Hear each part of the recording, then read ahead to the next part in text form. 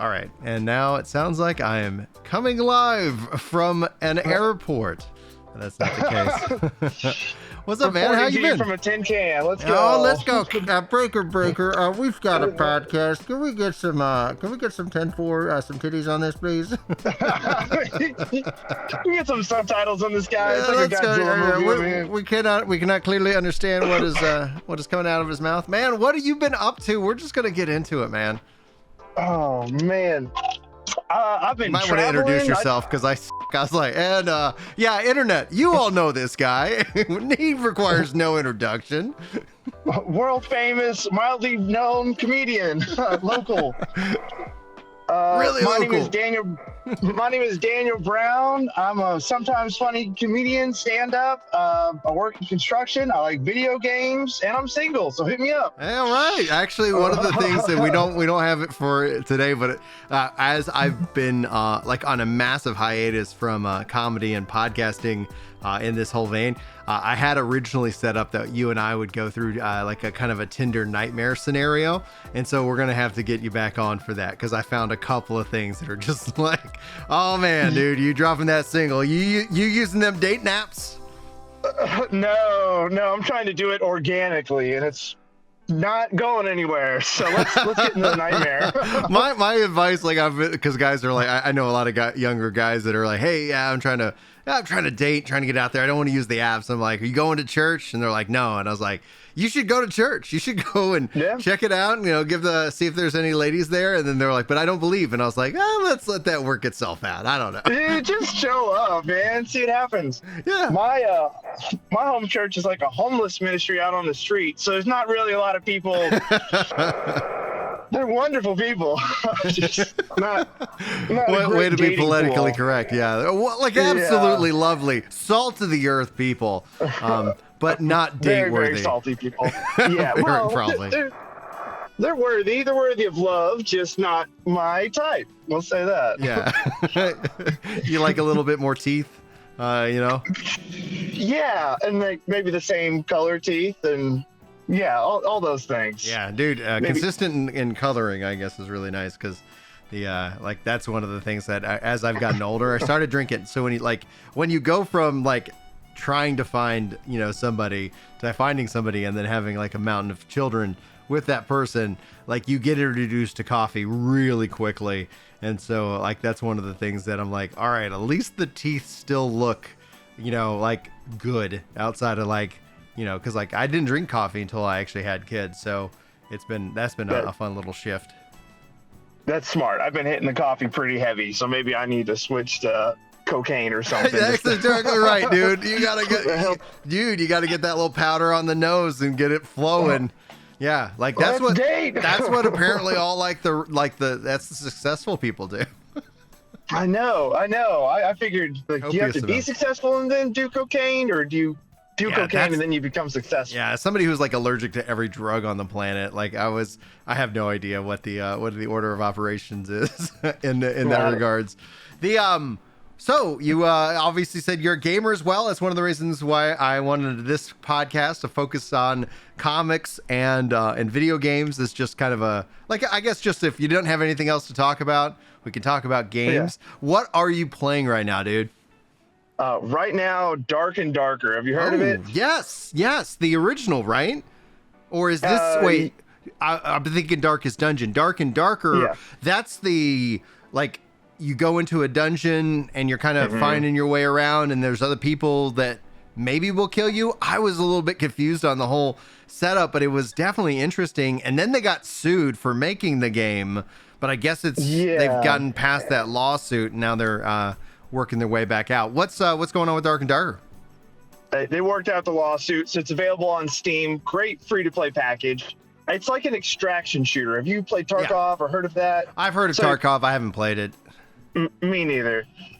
You go in with like the loot you bring in, and if you die, you lose everything. But you're just trying to pick up all the best gear you can. Yeah. And then if you make it to the extraction point, the stairs, the portal, whatever, then you get to keep all your treasure and level up. But if you die, your corpse is just laying down there for somebody else to pick up. So high stakes. High stakes, high risk, high reward. Like I remember I did play it a little bit and I was like, oh, this is interesting. I'm sure there's something to unpack here. I have been playing like a little bit of Elden Ring. I haven't gotten the DLC yet, but I've been playing a little bit of Elden Ring and a lot of No Rest for the Wicked. And that in and of itself is like, and it's only on Steam right now. So when you said that you're on Steam, like your PC Master Race, is this was? Yes, sir, loud and proud. What? Oh man, do you ever follow any of the the console war stuff that happens like within social media? Yeah, I feel like now that I'm on PC, I've risen above it. That's the squabbling of peasants, so I do not concern myself. All right, so if you are truly a king PC lord here, like what kind of setup are you rocking? Oh, I have people for that. I don't. I've got a brother and a brother-in-law that are techies, and I hand them money, and they hand me a PC. So you don't know if you got like a 3080 or you don't know a graphics card. So that's actually probably the ideal. Like that's one of the things when you see online, like why people still like prefer consoles is they're like it's managed, but you have somebody who does that for you. I think that makes you a success. I think that means you can use cocaine now. Okay, yeah, right. We made it. Like Mom, you got get people. The cocaine. Let's go. We're celebrating, baby. Let's do it. Yeah. So that's great. Yeah. So when did you make that shift into PC gaming? About 2 years ago, and I've just upgraded. Again, I don't know what I upgraded to, but everything's faster and better looking now. There it is. But my friends were like, get a PS5, get a PS5. It's $500. I dropped $300 on my first gaming PC, and I was just, there's so many more free games. You can try stuff, you can tweak things. It's much more enjoyable. I do miss them though. I have like everything. I'm a video game nerd. I have a PS5, Switch. Actually, we got a couple Switches in the house, and then we got a Xbox Series X and a couple of Xbox Ones still kind of floating around. I think I have one Xbox One unhooked, just down at the bottom of the desk that's just kind of sitting there. I guess I got to do something with it or trade it in. I haven't been to a GameStop in it feels like 10 years, and that's why when we've been watching the whole like game stonks just like rising and falling, I'm like, what is going on? I wonder, have you walked into a GameStop? Like, are you like, obviously when you moved to PC, like when was the last time you've been into a GameStop? I went into one last year just for nostalgia. I had some time to kill, and it's just a lot of Funko Pops and hoodies, and which sucks.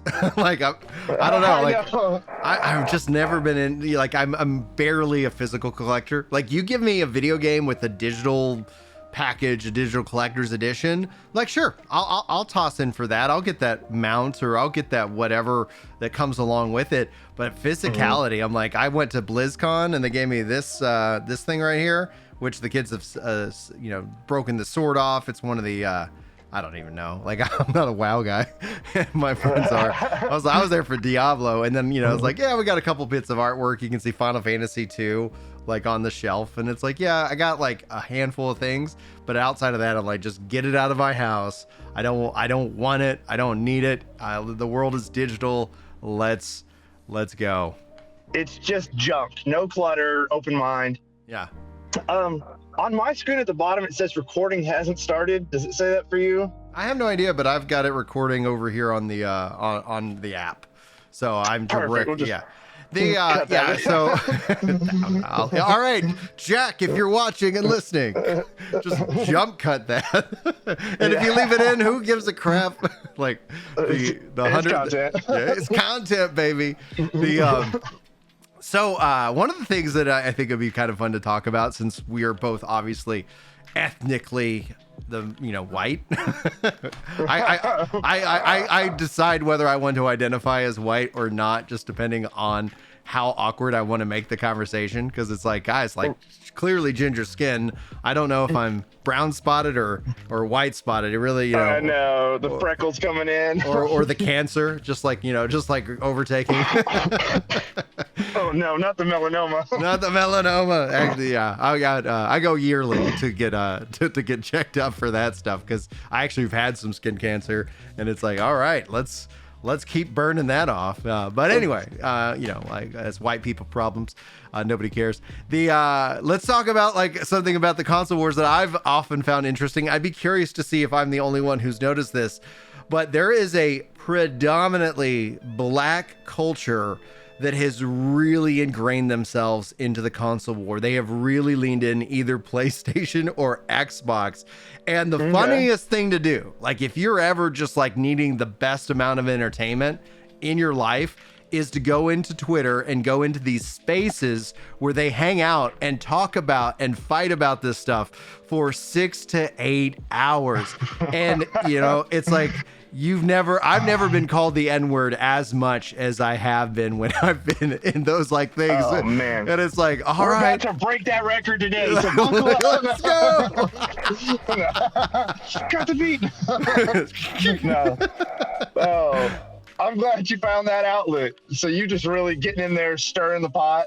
Well, most times, no. It's just, it was just something where it was like, wait a minute. I'm catching a theme here. And this is just really interesting because they are like really cool. Like you just come in and it's like, you ever want to talk to if there's a sense of a cool gamer, it's these guys because they know what they're talking about. And then it's like, I don't know. I just think they're hilarious.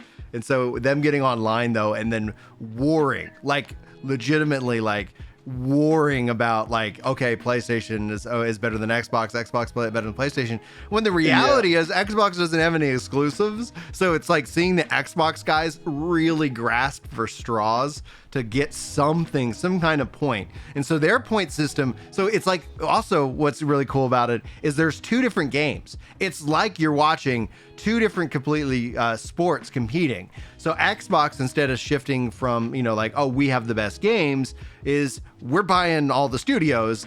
And so every time there's a studio acquisition, it's like Team Xbox is like, that's our game now. It sells great on PlayStation. That's money coming to us. It was like, I'm like, man, like I just gotta wonder. Like, obviously, I'm not going through people's like, portfolios, but I do wonder if there's just like massive amounts. Like, I can't personally fathom the connection to PlayStation or Xbox so strongly, unless for some reason like I was getting some kind of kickback from it. But I was like, I wonder if they're shareholders here. And they're like, I was at the board meeting and we just bought Nintendo. Like, oh my gosh, like what is this? People just love to pick a side. It's like football teams. It doesn't make a lick of difference, but I will live and die on the Steelers, baby. That's so. What's your gaming? What's your gaming history? So Dark and Darker. That's something you're playing. What else? Like what would you say defines you from a gaming perspective? What are you on the hunt for? What have you played? I guess over the last couple of years. For me, gaming is so social. Every now and again, I'll hit a hermit phrase and I'll play something roguelike, but it's got to be like, we got to be talking to each other. It's got to facilitate a hangout. Like Dark and Darker's tense. You're talking, started playing Star Wars Battlefront 2 or 1 on the PlayStation 2. That was like my first game I ever owned. Oh, wow. Stayed up like way too late on a school night. First night we got it. Parents should have known, grounded immediately. Got it 2 weeks. It's gone. Just like social party, Mario Party, Mario Kart, like we're hanging out. Let's keep the party going. Maybe people are nonverbal at that point. So let's just, I mean, like out of words to say, right. Not like. Are you gaming with your brother and your brother-in-law? Like, or who's like your squad? All the time. Yeah. My brother, Jeremy, I have a roommate, Micah, and then our brother-in-law. Yeah. It's like Jeremy with a Y. What? Oh, we were only joking about your mom on cocaine earlier, but like, where is that a family name? Like Jeremy? Yeah, that's more of a mescaline-induced name. What? Mescaline, like the peyote. Oh. I was like, I've never heard of mescaline. All right. Yeah, it's Hebrew for Jeremiah. It's Yahoo. It's like from who God has anointed. Yeah. And so instead of Yahoo, we just shorten it down to Jeremy. Yahoo. Is this a legal name, Yahoo? Yeah, that's what we call them. Dude, that is the best thing I've ever heard. I was like, That's kind of nice. well, I was like, did I hear you right? Like, is the connection break up? So, what other weird family names do you have roaming in your family? Glad you asked. Because you're Daniel. Like, Daniel is a straight up, run of the mill, good Jewish name. Thank you. Not Jewish, but very, Hebrew roots. My Yeah, I know. It's actually my family. I don't want stolen valor. I was gonna say, like, I know you're broke. Like, I don't. I got the receipts. It's not checking out. My family will call me Dan Il, which is like the Hebrew pronunciation. Okay. It's like God is my judge, or God judges for me. My sister is Tafara Samak, which means glorious branch. We just call her Tiff. Yeah. Or Tiff or Tafara. Yeah. Wow. This is some information this is exciting. I want to just keep diving in on it. Why? Been sitting on that one. We're just getting in a deep dive in the Bible as a family. We're all, Christians. We all love the Lord. Jump scare alert for you atheists out there. Oh no! No. Oh Jesus! Boom! He loves you. Salvation. And so we got to that part in the Bible. It says, like, I'll give you a new name, and we just kind of felt like God was, calling out to us, and we just felt like there were different names that were more appropriate to where we were in life. So we kind of. Some were given, some were picked, and then it was not. Wait, like y'all were adults. So and then you're teenagers to adults, and you're looking through, and so you're then taking on new names, which is very scriptural. In fact, like my daughter just went to a summer camp, and one of the things that they do is all the counselors all have a different name. They just like and it could be a silly name like Lollipop or Jelly Bean or Sunshine or something like that. And then essentially at the end of it, like whenever the last day, they reveal their, I guess, legal name or their birth name. So, and then it's like you just see everybody go like, oh my gosh, I knew you would look totally like a Jeremy. And then, and then you have some people going like, well, and then some of the counselors will be like, okay, yeah, like, I'll tell you my name. And then I might tell them a different name. And they're like, you thought I was Susan, but I'm Jessica. Oh my gosh, this is crazy. So it was a sight to see. I really enjoyed that. So that's something y'all did when y'all were in high school. So Tiff, was she like the Jewish root name, or Jeremy? Was he Jeremy before this, or is this something that y'all took on later? If you want to, we go for driver's license names. Jeremy was John Mark Brown, which is still unique enough. Okay. And then Tafara was Kristen Brown. Okay. Now I was like, I'm starting to hear like, wow, what were your parents doing? And it wasn't them, it was you. I mean, it was them too. We were all involved. Right. But what about you then? Why Daniel? I prayed on it, and I just felt like Mom and Dad got it right the first time. Daniel, that's one of the best characters in the Bible. He's one of the only guys without like a scandal. He never killed anybody. He never had an affair. I'm even David. He was friends with lions. Yeah, he was an advisor to the king. Locking that one in, baby. I love it. Let's just shift the whole show into like, let's talk Christian theology. So, as a Christian comedian, how do you feel about the environment going on? I love it. I think a lot of Christians are way too uptight. Jump scare Christians. Oh, no. If God's a very funny God. If you look around, there's a ton of hilarious things just in nature. And I think he likes it when we analyze things and pick things apart. It's the glory of God to conceal a thing and the honor of kings to seek it out. That's kind of self-aggrandizing as a comedian. See, I have like a perspective, and this is usually where I kind of root my stuff, is that no golden calves. That when there is something within like that you're not supposed to talk about, that's where comedy is. Like that's where you need to be mining, and that's where you need to be kind of so it's like, oh, you can't talk about that. Oh really? Why not? because of whatever, like insert reason, because you're white or because you're a man or because like you know, like you're straight.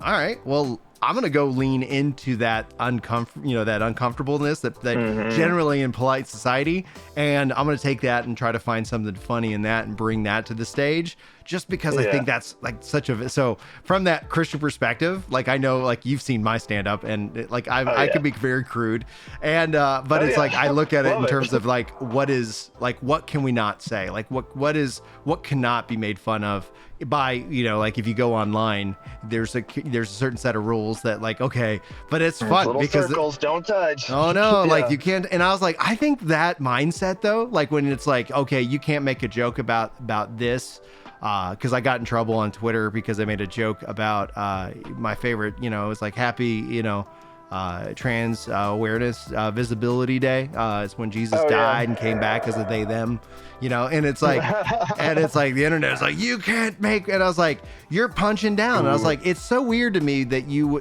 like, I think when somebody says that joke is punching down, they're really the transphobic person, because what they're saying is that individual or like that group is less than me, and I don't believe that at all. Like, you know, especially because the Pope recently came out and was like, yeah, everybody, they're all filled with infinite goodness, or like not infinite goodness, but dignity, infinite human dignity, and we all share in that. Yeah, and it was like, oh yeah, the Pope saying that's like, you know, just reaffirming what, you know, the church has taught.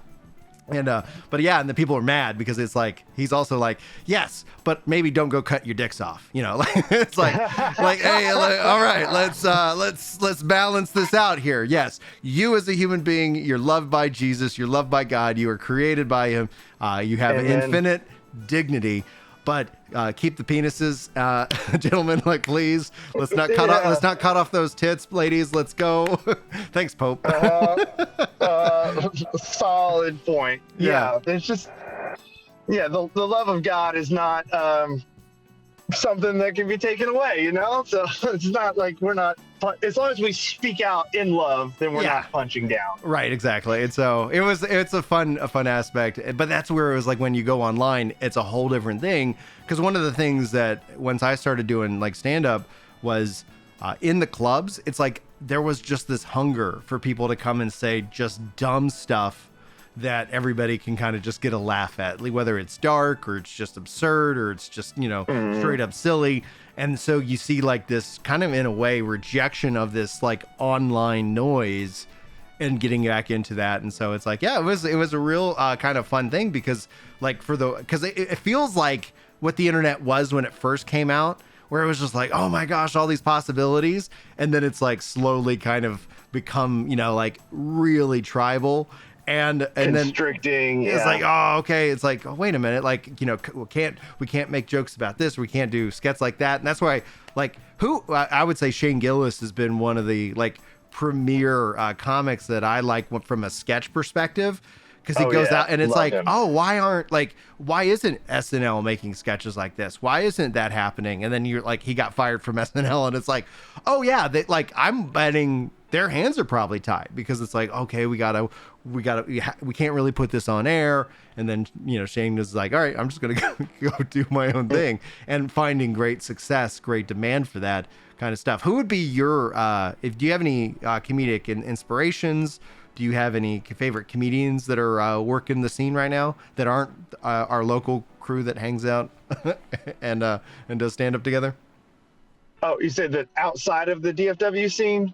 Well, I mean, if there's somebody in the DFW scene that's hyper, you know, famous, then, you know, that would make sense. But no, nobody in DFW is good. They're all a bunch of hacks. You can print that. Print that. We're gonna let's get that. Let's clip that, and let's just run that every time you do a DFW show. And all those other DFW dubs comedians, they suck ass. Well, speaking of Shane Gillis, he is my number one right now. Every special, I'll gather friends and family. I'm like, sit down. You guys need to see this. The skits were great. I bought his second season of skits on Amazon. I'm like, I need to own these. Have you seen Tires? Yes, dude, yes, I have. I thought it was great. I thought they did a great job with that show. I'm excited because they announced like already renewed for season 2. So it's like, yeah, that felt fun. That felt like really interesting. Anyway, but go ahead. You said Tim Dillon? It felt like a bunch of friends getting together to make a fun project. Like, I feel like I'm hanging out with your friends right now. That's fun. And within like the kind of the podcast scene, you see a lot of them do different, shows. So it was like, when Andrew Schultz showed up in the as the Italians, and they're like, the Wops, the Wops are here. The Wops. And it's like, hey, I was like, oh, this is great. Like, and just to see, because then we started speculating, like, oh, who do you think is? It's like, where's Matt? Like, is Matt McCusker in it? And he turns out he is, but you miss it if you're not fully paying attention. And he was joking on his show that it's like he was so into the character that he disappeared, and it was just the character. It's like, people didn't notice him. Like, why isn't he in the show? I was. I was in the show. I was right there. And then it comes down. Have you finished the season? Yeah. So and then when it gets to like his dad, because you're all like, yeah, he's trying to talk to his dad. We're like, is he going to be famous? And then his dad comes on, and we're like, I have never seen this guy in my life. I don't know who this guy is, but I was like, oh, that was fun. It was like a big reveal. We're like, well, it's a guy, whatever. it's an older looking gentleman. Okay, checks out. What do you like about Tim Dillon? Oh, the rants, especially if there's anything going on politics. I always just want to hear what Tim says. I like that he'll start out like defending a position. I wish I had one loaded up, but he'll just have an absolutely heinous position. He's like, no, this is a good thing. We need to be supporting this. And then like the more he talks, the more you realize that he's just absolutely flaming up. You're like, if you started out on his side at first, like, yeah, he's defending me. You're like, oh, wait a minute. Did you follow his? Did you follow like his Airbnb like saga? Oh, yeah. And then the follow-up was great because like Airbnb is really struggling. My wife and I were like, oh, it's gotten out of control. Like, you've seen these fees that have just jumped up. So we're cleaning the house. We're paying a cleaning fee. And hotel prices, I guess, have come down. So more people are just like, this is too much hassle. The original value was that it was cheap, and you could it was more competitive than a hotel. You could stay at a house. How nice is that?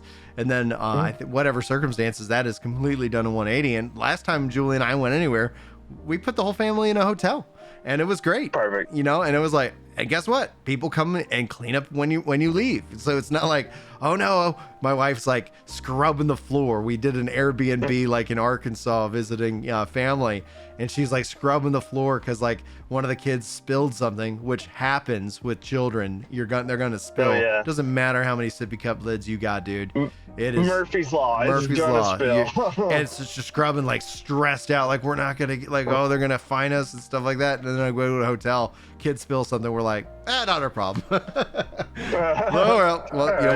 We'll drop a tip on the counter for the cleaning crew. And I'm sure if we got that room, that stain might still be there. I'll take grape juice over cum any day, though. So the good news is you're probably getting both. So yeah, get a good healthy mix. That's why, like, of course, like it's a real weird goal as a parent to try and keep your kids from eating off the floor. And it's like, man, and if you're not on point, they'll get it. Like, if you blink, you're like, what are you doing? And they're like down on all fours, trying to suck up some milk. And you're like, I have failed. I have failed as a parent. Thank goodness no one is seeing this. And then you realize there's cameras everywhere. And you're like, all right, hopefully somebody doesn't post that to socials. Father watches our bad parents. Yeah, exactly. Dang it, again. Oh no, I keep trending. Yeah, I was like, I like the joke of where it's like, when I woke up to trending on "Am I the Asshole?" It's like, oh no, what did I do this time? Oh no. Oh goodness gracious. So we've got to just derail, which is the whole point of the show, is just to go in whatever direction. We were talking about comedians. The question that really follows up is just, I'm always curious, how much comedy do you let yourself consume, and how do you kind of prevent that from, bleeding into to where, like, off the cuff, you say you say a joke that, that Shane or Tim has said before or something like that. Like, how do you manage that? Because I try to limit. I'm like, okay, I'm going to be very selective in what specials I watch so that I don't. and I'm not intending to ever like take anybody's work, but just in the off chance that it's like, because I don't know if you were following like Atharva.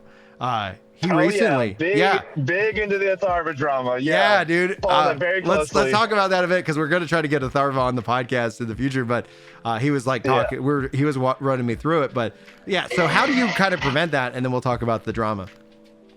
I consume as much comedy as or in the same way I perform it. It's just like as much as I want to. Sometimes I'll be like, this hits, this is exactly what I need. And sometimes I'll go for months with no comedy. There's only a couple times, like I've listened to the Boys Cast with Ryan Long and Danny Polachek. They're great. There's maybe like twice a month I'll be punching my steering wheel because I'm like, dang it, that's so funny. I should have thought of that. Yes. Like it's worth the price just to like, because they crack me up the whole time. What I'll take away mainly from, you tell I've been watching a lot of Tim Dillon. I'll have like more rasp. I'll be watching tapes back. Be like, what's the deal with that beat? You know, a little raspier. If I'm watching Shane Gillis, like I'll do like the little hands, like, I don't know. It's okay, dude. You know, little shruggy. Mark Norman, y'all just like float a bad joke out there really confidently and just like let it sit. Let it sit. Just like a fart. You're just gonna have to sit with that one. I'm not. I did my job. Yeah, exactly. I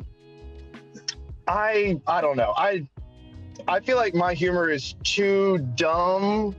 If I ever like write a joke that's like incredibly good, I'll be like, oh yeah, this is definitely stolen subconsciously. I need to go.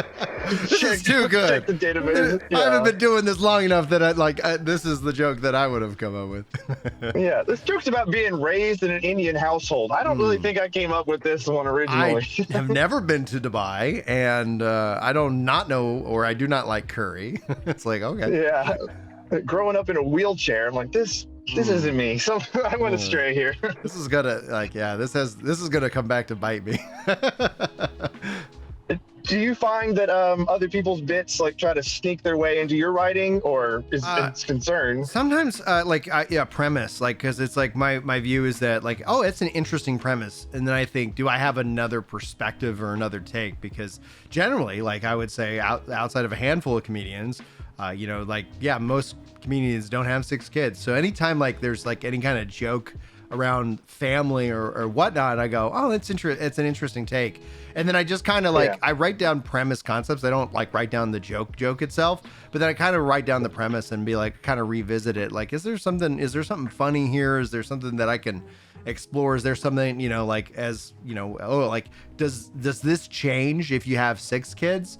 And whatnot. So it's like, I try to make a conscious effort that it's like I'm really truly understanding like where I'm being influenced, because it's like Shane Gillis has said some really funny things, and one of his lines is like, that's early onset republicanism, and it's like, oh yeah, onset republicanism. That's a real, like, there's a lot of other bits and stuff, a lot of other things that like that can kind of relate to. It's like, oh, and that cured me of my republicanism, like that. Oh, okay, like, so then it's like I hear things like I guess like what's the term like when you orgasm, clarity? It's like something clarity. Oh, post-nut clarity. Thank you. And like it's like, oh man, what does that look like, and how, like, so different phrases and things like that are always kind of like, how can I improve or change this up, and obviously bring in my take, and it never one for one, because like obviously like I've seen and I was talking with a couple other comedians about this. Like I've been at the mic and literally listened to somebody tell like street jokes, like jokes that we all know, like that I heard. Yeah, public domain jokes. Like I heard this when I was 10 and 15 and 20, and they're doing it like it's their material, and I'm like, I can't clap for this. Like I'm like, okay, man. Like if I don't know. It's a weird line, but I know that it gets crossed, and that kind of takes us right into the Atharva drama. For those of you who haven't listening, like there was a comedian, and I don't have all the names, but he was on Cam Patterson, and he was on the Kill Tony, and he apparently did like a full on like a Tharva bit, because like we saw it and he posted the dates of him doing the joke and whatnot. Yeah. And then essentially, like, obviously the comedian reached out because it started trending over on Reddit. What's your take on the whole situation there? I tend to be very lenient in these situations. You know, the judge not lest you be judged. I'm like, it's a joke about homeless people getting a haircut. Go look up a Tharva if you guys haven't seen it. It's a great funny bit. It's a great bit. But I have seen that premise before. I remember reading a newspaper comic when I was younger, and they take the homeless guy, they clean him up, they give him a suit, they put him back on the street, and he can't make any money. And so the joke is, if you give the guy a haircut, then people are like, oh, he doesn't need money, he's got a good haircut. So, funny joke. It was well presented by Tharva. I don't think it's a damning evidence. Okay, it could be, not saying it wasn't lifted, you know. It's interesting because, like, in my worldview as a content creator, like, my mom's like, oh, are you getting good attention or bad attention? I go, in the world of content creation, it's just attention. There isn't good or bad attention. And I was like, so in my mind, I was like, dude, that's great that you're getting out there. Take any opportunity that you can. And it's like, yeah, we could talk about it. But yeah, for me, I was like, that felt so similar, like so similar. Not even like where it was like, but yeah, it is a premise that I can see how somebody could obviously establish that is similar, you know. So you're like, okay, these are we thought of something similar, and that happens. It's just, what do you think about like some of the big comedians that have been either found to be plagiarists or there's drama wrapped up in it? I think Amy Schumer, for one. I know there's a lot of stuff around there, but there was, what do you think about that whole situation? You know, I think Amy Schumer honestly gets judged a little harshly. This is a very unpopular opinion, but I like Amy Schumer. I liked her show. I mean, I'm not ride or die, but I'm like, it's like ride or die Amy Schumer fan over here. Like, you didn't even list her. We just talked about dude comics. Women comics. Girls can do comedy? That's crazy. Wow, what a world. All right, good job, ladies. You got the right to vote, and now you're making jokes. Yeah. And maybe that's a little chauvinist because, again, on Kill Tony, Uncle Laser, I'm calling people out on this episode. Let's go. He did a Bill Burr bit, like, word for word. And I was like, I'm done with you. You're dead to me. Like, I mean, I didn't love him in the first place. I was like, no, you're this platform to get up and tell jokes, and you're going to steal a Bill Burr bit? Like, we all know Bill Burr. You're going to get found out. Yeah, man, I forgot his name off the top of my head. Another great comedian I've worked with. We've done the Red Room out in Fort Worth, and it's like I got the Louis C.K. kind of look and flowing, and he has the Bill Burr, and it was like, all right, your budget Louis C.K. and Bill Burr comics are here tonight. Oh man, I'm supposed to get him on the podcast. I've been like, the hardest thing about this is scheduling. So I reached out, and I've got Dante, and we're gonna actually trying to make this kind of a regular weekly kind of thing, talking games and comedy, and nice. We'll see if that kind of like kicks off, and just to have like, because I'm like, all right, I'm gonna schedule. We're trying to schedule you on the show. It's like, okay, when does this work? What's the time slot? Oh, I'm busy today, and it's just like, it ends up being something like, oh man, being at the level that I am, and it's like, man, the level that I want to get to is where somebody just handles the schedule, and they're like, all right, here's the time slot that we want you here, and you just show up and you call it a day. But that might, I don't know if that will ever happen, but that would be the dream. That would be the dream.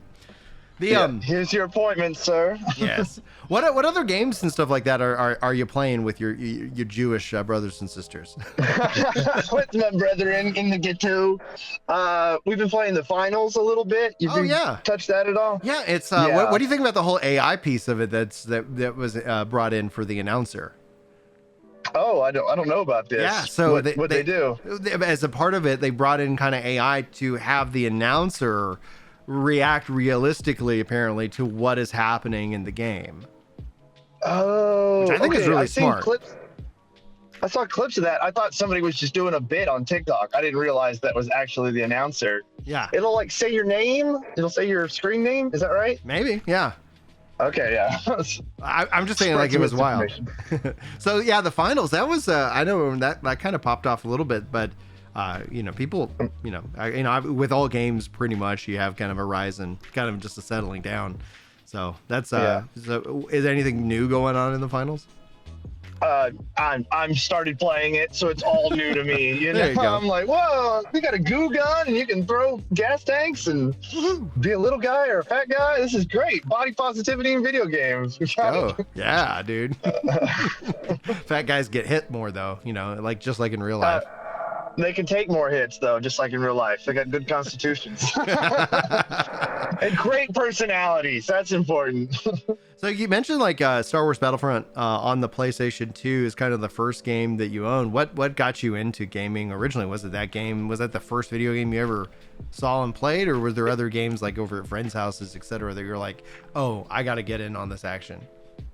Oh, I always wanted a gaming system. It was just the parents, way back in the day, like 10 or 12, they're like, we're going to have you play outside for a couple more years, until eventually we looked around and we were the only kids outside, and we're like, all right, I guess you guys can have some video games. No one else is coming out in the Texas heat. We need a babysitter. That's a fact. Yeah. So, I was one of the last of my friends to get a gaming system. Medal of Honor, the Tasmanian Tiger, just all old classics, Yeah. So like in that vein, like did your parents, even when you had it, did they put in restrictions? Were they still kicking you outside? Because I do that with my kids. Like we set specific time windows that is like we can play games or watch shows for this block of time, and then I usually Saturday we call it the free for all. It's like, yeah, Saturday more cartoons. Like you can, if you want to get up at 4 a.m. and watch cartoons, great. Just don't wake anybody else up. Like I'm not making you Cheerios or anything like that. Like you're 10 years old, fend for yourself. It's like, come on. Mm-hmm. It's kind of the babysitter. That's how my folks were too. They're like, if we're going on a date night, instead of renting y'all a movie, it's have fun on the PlayStation. But yeah, it was very as it needed to be doled out, which I appreciate, because now I feel like I have a very healthy relationship with games. I'll play, but I don't have that I gotta get back on the system kind of thing.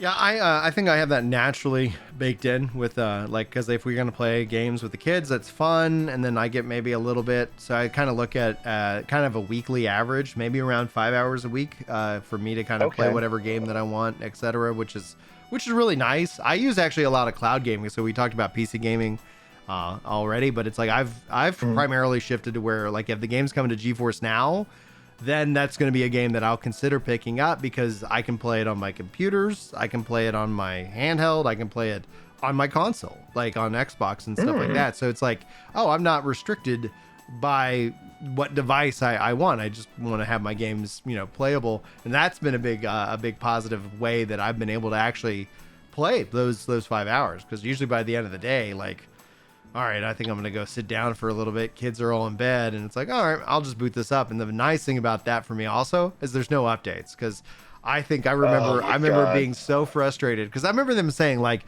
you'll never have to do an update. I was like, are they really that bad? And then I sat down to play for Horizon, like Forza Horizon, some number, maybe 4, and it had like a 30-minute update. And I was like, well, I guess I'm not playing that, because like I'm just gonna go to bed. Or I thought maybe I even had to, like, I have to leave the house in 30 minutes. What can I play? I was like, I'll play some Horizon. I'll drive around. And then it was like, nope, I guess I'm not doing that. All right, I get the whole session's gone. The whole session's gone. Stinks. Like, all right, that's the window. That's the time, guy. That's so yeah. If you really are into gaming, I think one of the things we've seen study wise is that's actually keeping the birth rate low. Because dudes aren't, I guess, pursuing the ladies as much, or they're just like, yeah, definitely believe that. I think comedy is keeping my birth rate low. That's my birth control. It's like, hey, it's like, oh man, you're a comedian. Let me pull you up, and it's like, oh, okay, well, yeah, I'll call you. yeah. You don't have my number. That's fine. I'll figure it out. Don't worry about it. Yeah, we're good. No, I just as good for anybody listening. Like, I think you're one of just one of the funniest guys. Your joke about, and we won't go into it here. I'll let you tell it if you want to, about Congress and the only person who should be getting is the mayor. That was so good. It was so good. How much do you focus in on topical, like kind of comedy, as opposed to, just developing out like, I guess more. I don't know of a term, evergreen kind of bits, things that kind of just work regardless of what's going on in the world. What do you think? I don't really control when bits come to my head. I'll just be listening to the news or thinking about something, and then I'll just turn on my phone recorder. Like a lot of the bits I ever write, I'm in the car driving somewhere, and I'll just start voice to text, working it out, and then later I'll go back and I'll be like, all right, I've been listening to a lot of news, so let's loop all the politics bits together. Let's loop all the traveling bits together. Let's, family stuff. We can make chunks out of this. So what's your take then on the Biden and Trump debate that recently happened? Oh my God. The mute button on the podium is the best thing that has happened to America this year. Just shut up. Let the other person talk. This is not just a shouting match. It's obviously, I don't think anybody thought Biden was great. The Democratic Party's kind of pulling back. It was tough. Trump, I thought he did pretty good. He just tends to overtalk his points. He can't help it. I'm like, we had the best. Shut it. I wish I had a good Trump impression. We had the best economy. Everybody was winning. And I walked in here. I go, wow, what a great economy. Wow, what a great economy. I have a Trump impression bit about like him going to jail that I've been doing on stage, and my Trump is terrible. Yeah. I'm like, I like this joke. You guys are just gonna have to bear with me through my impression because it's really bad. I gotta keep practicing on that. Like Biden is easy to do. It's just like, confused old man. Like, where am I? It's comedy. You grab the microphone and sometimes it doesn't work, Jack. What's his phrase? Like, malarkey. Come on, man. And then you dog-faced pony soldier. You dog-faced pony soldier is so good. The new one is you've got the morals of an alley cat. I'm like, okay, that's kind of a heater for Biden. That's cooking. Yeah, it's cooking. He's firing all some cylinders, I guess. There, it's like the joke that I made about it was I was like, man, President Jill Biden sock puppet Joe did a great job for somebody with dementia. Dude, they're like, you answered every question. Man. You knew all the facts. And what did Trump do? He lied. What a historic. So funny. What a historic clip, right? Because it's like that. It's like you're talking to the president of the United States, like I talk to my 3-year-old. Yeah, or like a puppy that went. Good job. Outside. You went in the potty. Way to go. You wiped all the poop out of it. Yeah. And what did Trump do? Come on, guys, everyone. Oh my goodness. Trump just jumping the rails. They're like, what do you think about childcare? And he's like, forget all that. This guy is old. He stinks. His breath is bad. His wig is terrible. Just ignoring the question and just launching a flame war is hilarious. That's great. Did you watch the RFK, like the quote unquote real debate that he did? I skimmed it. I do love RFK. I'm in the same boat. Like I actually like RFK. I don't agree with every policy, but then again, like I don't agree with every policy for any politician, So it's like, okay, well, like, all right, RFK, interesting choice. Are you coming out with a full endorsement for Kennedy? Here on the podcast, breaking news. Pretty heavy endorsement. I've been endorsing him in my stand-up bits because I roast both sides. I'm like, look, I don't have a dog in this fight. I'm an RFK man, and that's catching me a little heat. But yeah, let's go RFK. He's got brain worms, and I like that. Brain worms, you gotta love it. You gotta love it. That's the thing that's just so like truly interesting about going into this election is that nobody likes either option. Like even like the diehard, like, you know, like there's diehard Republicans that are like, all right, like, you know, we got to vote party line. You got the Democrat kind of mindset, like, okay, we got to do this. I really wish we all had somebody else, and it would be such an interesting election if there was just somebody else on either side, right? Do you think Biden's going to step down at all? Oh, he's saying hell no. He said come and take it. I think it's like too late. It's not hard, dude. You just knock him down. That's what I'm like. I would be really worried about like Kamala right now. Like, keep an eye on her anytime she gets nearby. It's like it gets into like, I was like, I know she wants to be the first woman president, but it's gonna be interesting. Do you think when I don't think Biden has a chance, and who knows? We'll see if he pulls it off. Do you think when Biden loses that like he'll like step down so that Kamala will be the first woman president? Like, will he be like, well, during the lame duck section, I've decided I'm going to go rest and let Kamala kind of step in? I just wonder. I was like, that would be such a wild move for the history books. That would be so like such a hollow gesture. And two, well, that's a lot of the DNC, a lot of hollow gestures.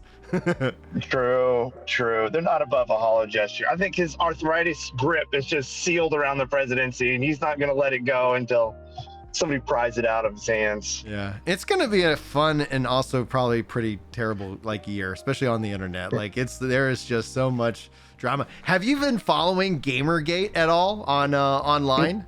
The newest Gamergate 2.0. What's happening? All right, let me in. All right, here we go. So all this woke nonsense that has just been kind of like, permeating, it's finally kind of reached a head. And so you have a company, you have this guy who makes a Steam curated list about how you have these games that had Sweet Baby Inc. Detected. Okay. And he called it Sweet Baby Inc. Detected. And he was just going out on their website and saying, oh, they consulted on this game. Well, then the one of the employees of Sweet Baby Inc. found this and called for a massive harassment campaign on this guy, tried to get his Steam account taken down, lose access to all his games, etc. And the Streisand effect kicked in full force, and everybody was like, what's going on? And everybody's like, no, like, y'all shouldn't be calling for these harassment campaigns against like people, right? And then it turns out the guy who's saying this is like calling for the death of all Jews and all kinds of horrible, crazy things. Snap. So it's like, all right, clearly this guy, like, interesting take. This is somebody that they, that Sweet Baby Inc. and the woke Marxist morons want to kind of side with. Okay. But then what happens is all of a sudden all the websites and stuff start writing about the situation, and they conveniently ignore what's the Sweet Baby Inc. employee did and what he called for, and it made it look like this was something like, so they were playing their moral authority. Well, anyway, this kind of blows up, and now pretty much every day online it's always like, all right, who's working on what? And now it'll be interesting to see, because the view is that, like, take Hogwarts Legacy, the last kind of example where, like, it was a really good game, and then all the boycott, all the people who were doing the harassing were they're promoting the game. They gave anybody who was like harassing a streamer or like complaining about the game, they just were handing millions and millions and millions, hundreds of millions of marketing dollars to that game, and it just made it catastrophically successful, the highest selling game that was also conveniently ignored by the Game Awards, right? So all of a sudden, with all of these things, you start seeing the capture of media within gaming on like one clear objective activist side, and then you have these gamers that are like, we actually don't care. Like, we don't, if you want to put, as South Park says, a chick in it and make her lame and gay, like in your game, okay, but just make a good game. Just make a good game. Please. And so, Please, yes. Well, I tweeted out yesterday, I was like, the thing that's interesting about this whole scenario falls into two categories. Either people do not understand the frustration that we're expressing. Like, hey, just make good games. Like, we don't care what you put in there. Or they're purposely misrepresenting these things, because a lot of people will be like, well, why y'all didn't complain about Baldur's Gate? And we're like, yeah, Baldur's Gate was a great game. Like, that's what we're at. Great characters, interesting, stories and things like that. Like, do that. And it's like, and so people have attached the kind of the woke, mind virus to these games being bad. And it will be interesting to see what happens because they're now getting pre-attached. So it's like, oh, that game, Sweet Baby Inc., we already know that they're on it. It's going to be a bad game when it releases. And it'll be interesting to see if they ever get a good game that releases that people actually stay away from, because we have never seen that in gaming. When the rule is that the game is good, it doesn't matter. Like, It doesn't matter. But if it's bad, then it's because those daggum Marxists out there. Exactly, because he put it made it political. Yeah. Well, and it's like games have always had political stories. Yeah, but y'all have made this and the fact is that to this day, nobody from Sweet Baby Inc. has apologized for the harassment campaign, which is a red flag. I'm like, okay, all right, fine. Like, if you want to play that game, I'm just not going to buy the games that you're connected to, and we're going to see how long that lasts, because unless economics have changed, I think your job is to sell video games. Devil's the ball. Yeah, well, it's a platform. It's just media capture. It's trying to get every platform you can to say all the same thing. Oh, and they do. And that was the other thing. It's like, yeah, this is like, we talk about like, comics stealing jokes. Like the websites are all just copying each other's homework and having the same narrative that is so everybody's just so tired about. But it'll be interesting to see how this evolves, because I think a lot more people are just like I said, like fed up with kind of the online discourse. Like, wait, why should I be mad about every possible thing? But Daniel, where can people find you? You got any shows coming up or anything, any socials that you could promote, sir? Yeah, my Instagram is Dan of the People _ between every letter, every word. There's a lot of show dates coming out. Had 2 weekends back to back in Oklahoma. Next weekend I'll be down in Waco with Paul Smith at the Brazos Theater. The week after that, I don't know if I close this, will it shut down the camera if I look at my calendar real quick? Yeah. Like just send me some of your links and stuff, and I'll include it in the description so that anybody can go and check it out. Yeah, tons of things. Daniel, I know you got to get back to work. I got to get back to work because we're not full-time comics. Not yet, baby. Gotta pay them bills. So thank you so much for joining me, dude. And thank you guys if you made it all the way to this podcast. Thanks for being here. And hopefully we will see you. Peace. All right.